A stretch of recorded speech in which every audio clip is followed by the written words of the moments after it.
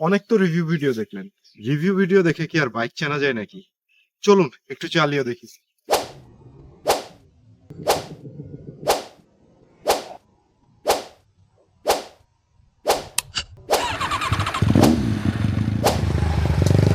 Hello viewers, আসসালামু আলাইকুম। আমি জোহেব হাসান। লেজি বাইকার্স এর আজকের এই ভিডিওতে আমি থাকছি আপনাদের সাথে।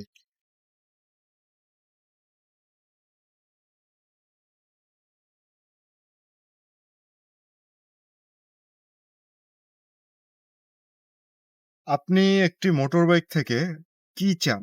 সুপার কমফোর্টেবল সিটিং পোশ্চার, নাকি খুব ভালো কন্ট্রোলিং অর স্পোর্টস একটি লুক, অথবা প্র্যাকটিক্যালিটি? সো সবকিছুর সংমিশ্রণে যদি আপনি কোনো বাইক চান, সেক্ষেত্রে একটি বাইক আমার ধারণার ভেতরে আছে, যেটির রিভিউ ভিডিও আজকে আপনাদের জন্য আমি সামনে নিয়ে এসেছি। চলুন শুরু করা যাক। স্যার SF250, এই বাইকটি সম্পর্কে আপনারা অনেকেই জানেন, এবং এটির যতগুলো রিভিউ ভিডিও আছে সেইগুলো আপনারা দেখেছেন, এবং আপনারা চাইলে অনলাইনের থেকেও এইটার স্পেসিফিকেশনস গুলো দেখে নিতে পারেন। আজকের রিভিউ ভিডিওতে আমি কোনো প্রকার স্পেসিফিকেশনস রিলেটেড কোনো কথাই বলবো না। এই মোটরসাইকেলটি আমি পার্সোনালি ইউজ করেছি 8,000 কিলোমিটার পর্যন্ত। সো এই বাইকটি থেকে আমি এই পর্যায় পর্যন্ত কতগুলো ভালো এবং কতগুলো খারাপ দিক পেয়েছি, সেই সমস্ত জিনিসপত্রগুলো নিয়েই আজকের এই আলোচনা। প্রথম আসি বাইকের প্রথম ভালো দিকটাই। বাইকের প্রথম ভালো দিক আপনি যেটা হিসেবে বিবেচনা করতে পারেন, সেটি হলো বাইকটির লুকস। বাইকটি দেখতে অনেক সুন্দর। বাইকটি খুব অ্যাগ্রেসিভ টাইপের একটি ডিজাইন, যেটি আসলেই আপনাকে কম্প্যাক্ট একটা লুকস দিবে, এবং আপনি যখন এটিতে বসে চালানো শুরু করবেন তখন অ্যাকচুয়ালি আপনাকেও দেখতে ভালো লাগবে। এইবার বাইকের দ্বিতীয় ভালো দিকটাই আসি, সেটি হলো বাইকের ইঞ্জিন। বাইকের ইঞ্জিনে দেওয়া হয়েছে একটি single cylinder oil cooled engine, যেটি অনেক সুন্দর এবং ভালো পাওয়ার আপনাকে প্রোভাইড করবে। বাইকটি যথেষ্ট পাওয়ারফুল। আপনি সিটিতে এবং হাইওয়েতে দুইটা জায়গাতেই আপনি রেভ করলে বুঝতে পারবেন বাইকের পাওয়ারটা কতখানি। আপনি যখনই বাইকটা থ্রটল এক্সেলারেট করবেন, আপনি সাথে সাথে বাইকের পাওয়ারটা ফিল করতে পারবেন। বাইকটা আপনার কথা শুনবে, আপনাকে ঠিক উড়ায় নিয়ে যাবে পঙ্খিরাজের মতো। নেক্সট আসি বাইকের কমফোর্ট কতখানি, সেই ব্যাপারটাই, এবং বাইকের সিটিং পজিশন। আপনি স্বাভাবিকভাবে বাইকের ক্লিপ অন হ্যান্ডেল বারের আপরাইটের পজিশনটা কেমন, এটা আপনি দেখেছেন, এবং একই সাথে আমি বসেও আপনাদের দেখিয়ে দিচ্ছি বাইকের সিটিং পজিশন কেমন। ফ্যাক্ট হলো, বাইকের সিটিং পজিশনটা আসলে বেশ সুন্দর একটা পজিশনিং এ আছে। আপনি যদি দেখেন, বাইকের পা রাখার জায়গাটা, প্লেসমেন্টটা অনেক বেশি পেছনে না গতানুগতিক স্পোর্টস বাইকগুলোর মতো, এবং আপনাকে যদিও বা একটু লিন হতে হচ্ছে অ্যারোডাইনামিক্স কাটার জন্য, বাট আপনাকে অনেক বেশি লিন হওয়া লাগে না স্পোর্টস বাইকের মতো।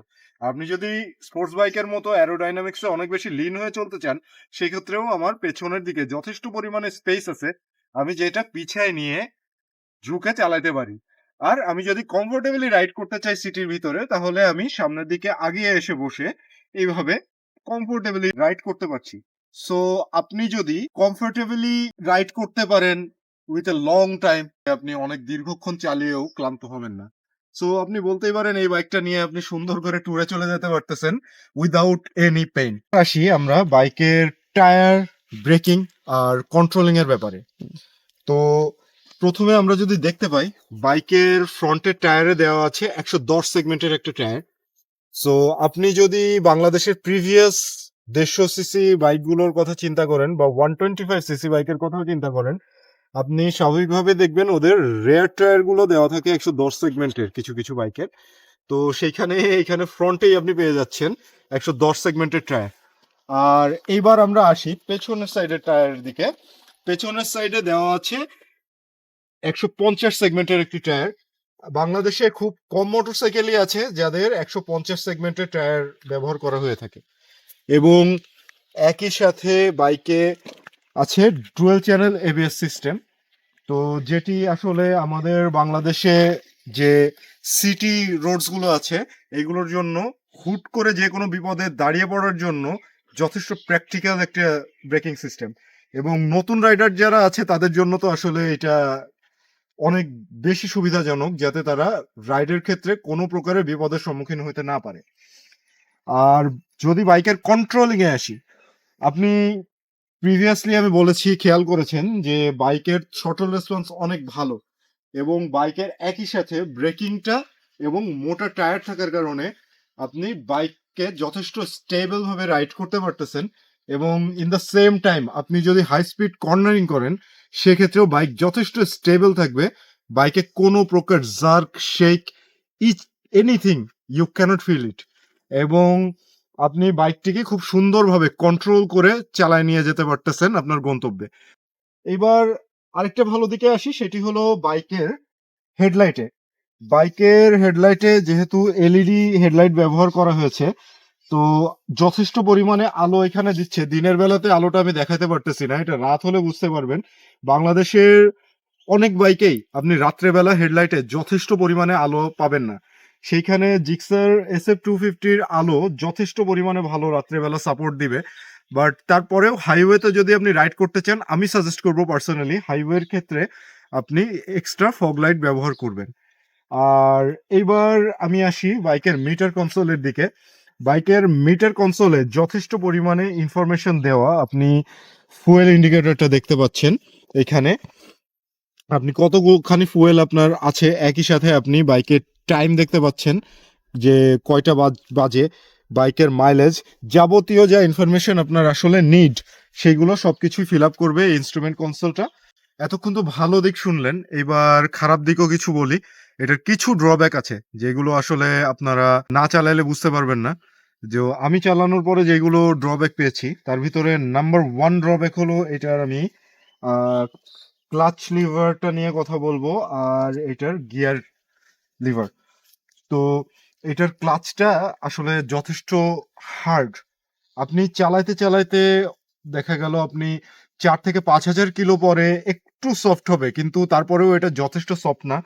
ইভেন গিয়ার শিফটিং এর ব্যাপারে যদি বলি, এটার গিয়ার আপনি যথেষ্ট হার্ড ফিল করবেন প্রথম দিকে, এবং পরবর্তীতেও আপনি যদি এটা প্রপার রেভ ম্যাচ মেনটেন না করে গিয়ার শিফট করতে যান, সেক্ষেত্রে এটি যথেষ্ট হার্ড আপনার কাছে ফিল হবে, স্মুথ লাগবে না, মনে হবে যে বাইকের কোনো কিছু ভেঙে যাচ্ছে বা এরকম কিছু ফিল হবে।